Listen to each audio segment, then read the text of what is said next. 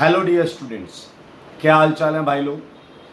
I hope आप एकदम स्वस्थ होंगे, मस्त होंगे और पढ़ाई में व्यस्त होंगे। मैंने अपने पिछले वीडियो में जिसमें मैंने टाइम टेबल से रिलेटेड आपसे बात की थी, उसमें मैंने एक चीज़ की चर्चा की थी, जिक्र किया था, और वो था सिली मिस्टेक। और मैंने आपको बोला था कि मैं आपको बताऊंगा कि सिली मिस्टेक्स क्यों करते हैं।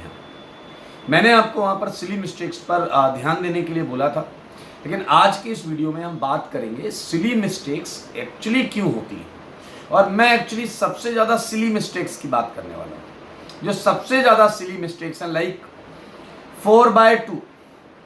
4/2 दुनिया में हर शख्स जानता है कि अगर आप किसी कंपटीशन के लिए प्रिपेयर कर रहे हैं तो 4/2 आप गलत नहीं कर सकते। लेकिन भाई साहब, हम एकदम ग्रेट वाला काम करके आते हैं।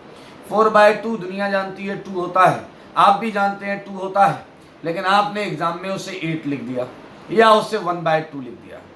कोई साइंस इसे एक्सप्लेन नहीं कर सकती, कोई भी साइंस इसे एक्सप्लेन नहीं कर सकती कि भाई 4/2 जो कि 2 होता है उसे आपने 8 क्यों लिखा या हाफ क्यों लिखा।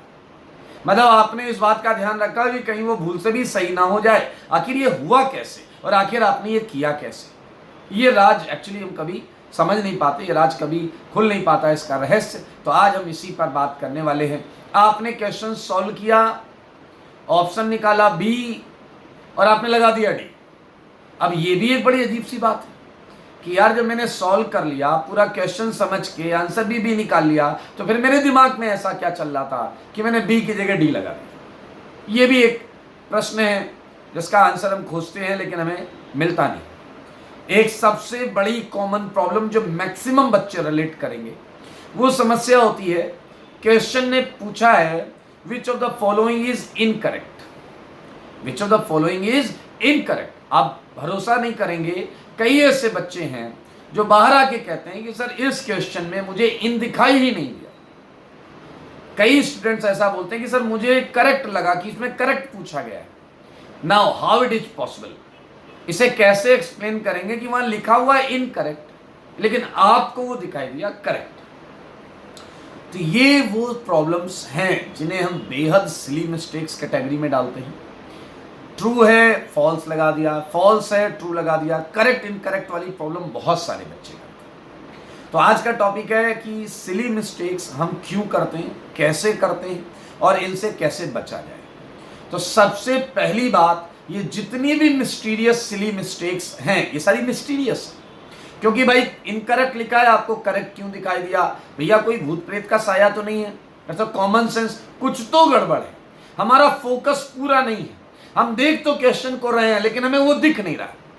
4/2 हमारा दिमाग जो है उसे पता है कि सही आंसर क्या, लेकिन हम गलत निकाल रहे हैं।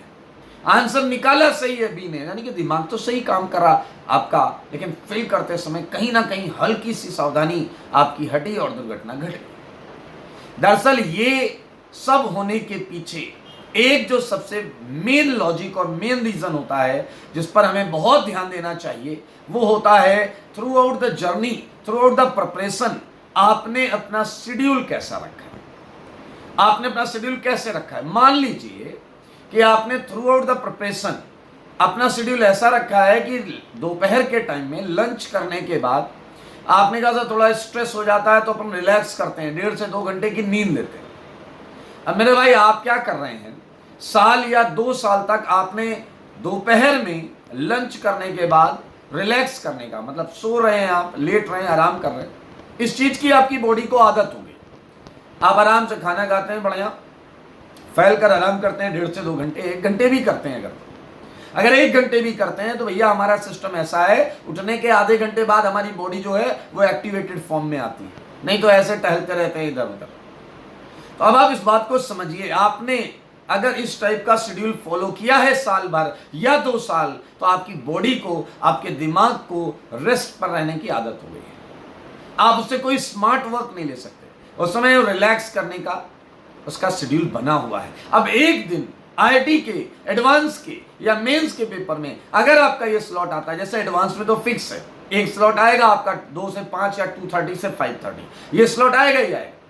अब आप अपनी बॉडी और अपने ब्रेन से क्या एक्सपेक्ट कर रहे हैं, इस टाइम स्लॉट में आप उससे बेहतरीन या सबसे अच्छा परफॉर्मेंस चाहते हैं, नहीं होगा। ऐसी गलतियां इसीलिए होती हैं क्योंकि आपकी बॉडी, आपका दिमाग, आपका ब्रेन, आपका हाथ, आपकी आंखें, आपकी समझ, इन सब के बीच में उस समय 3 घंटे के लिए कोऑर्डिनेशन नहीं बैठ पा रहा होता है। देखते कुछ है, होता कुछ है, लिखते कुछ है, समझते कुछ है। ये सारी चीजों की जो प्रॉब्लम है ये इसी वजह से है क्योंकि हमने पिछले पूरी जर्नी, प्रिपरेशन जर्नी के दौरान इस चीज की प्रैक्टिस ही नहीं की। इस चीज की हमने प्रैक्टिस नहीं की, तभी हमें इनकरेक्ट लिखा है क्वेश्चन में, इनकरेक्ट, हमें इन नहीं दिख रहा, हम इन देख ही नहीं पा रहे। हमने बड़ी कोशिश की तो हमें करेक्ट दिखे। तो ये सारी मिस्टीरियस प्रॉब्लम्स कहीं ना कहीं थ्रू आउट द जर्नी हमने अपना प्रिपरेशन शेड्यूल क्या रखा है उस पर बहुत ज़्यादा डिपेंड करता है। ये याद रखिएगा।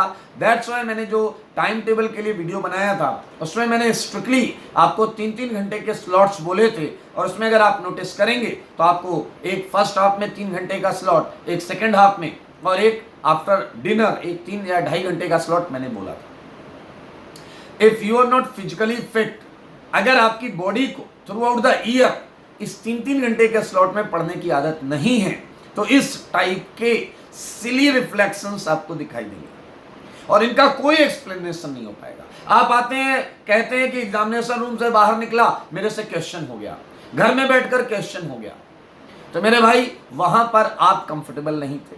आपका जो ब्रेन था, आपकी जो बॉडी थी, आपकी जो समझ थी, वो वहां कंफर्टेबल स्टेज में नहीं था। इसलिए आपको इस बात पर फोकस करना चाहिए कि आपकी जो जर्नी है, जो प्रिपरेशन आप कर रहे हैं, उसके लिए आज से ही एक प्रॉपर शेड्यूल बनाएं, प्रॉपर टाइम टेबल बनाएं और उसे स्ट्रिक्टली फॉलो करें।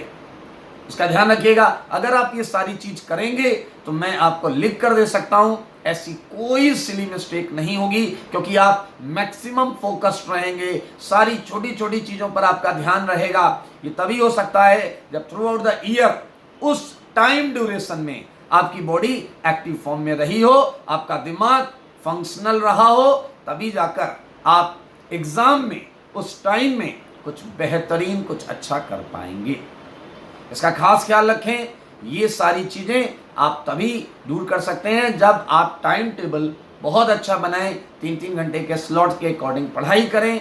और अगर आप टाइम टेबल के बारे में जानना चाहते हैं कि टाइम टेबल कैसे, तो उसके लिए मैंने पहले वीडियो बनाया हुआ है, तो एक बार आप वो वीडियो भी देख सकते हैं, उसके अकॉर्डिंग अपना टाइम टेबल सेट कर सकते हैं। और याद रखिए, ये जो शेड्यूल आपको बताया गया है टाइम टेबल वाला या अभी वाला, ये आपके आज के लिए नहीं है, ये आपके फाइनल एग्जाम के लिए है कि उस दिन आप कंफर्टेबल फील कर सकें और आप 100% फोकस रहें और अच्छे मार्क्स लाने का पूरा प्रयास रहे। और उसमें कोई सिली मिस्टेक का, आपके नंबर 2, 4, 5 कटे तो उसमें सिली मिस्टेक का कोई योगदान ना हो, ये याद रखें। और मुझे भरोसा है कि जिस दिन आप सारे बच्चों ने अपनी सिली मिस्टेक्स को दूर कर लिया तो आप बिलीव मी 20 से 25 नंबर तो आपके ऐसे ही बढ़ जाते हैं, क्योंकि हर टेस्ट में कहीं ना कहीं 20 से 25 नंबर का आप सिली मिस्टेक करते हैं।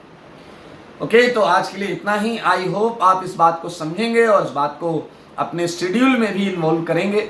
चलिए, अपना ख्याल रखें, स्वस्थ रहें, मस्त रहें और पढ़ाई में व्यस्त रहें।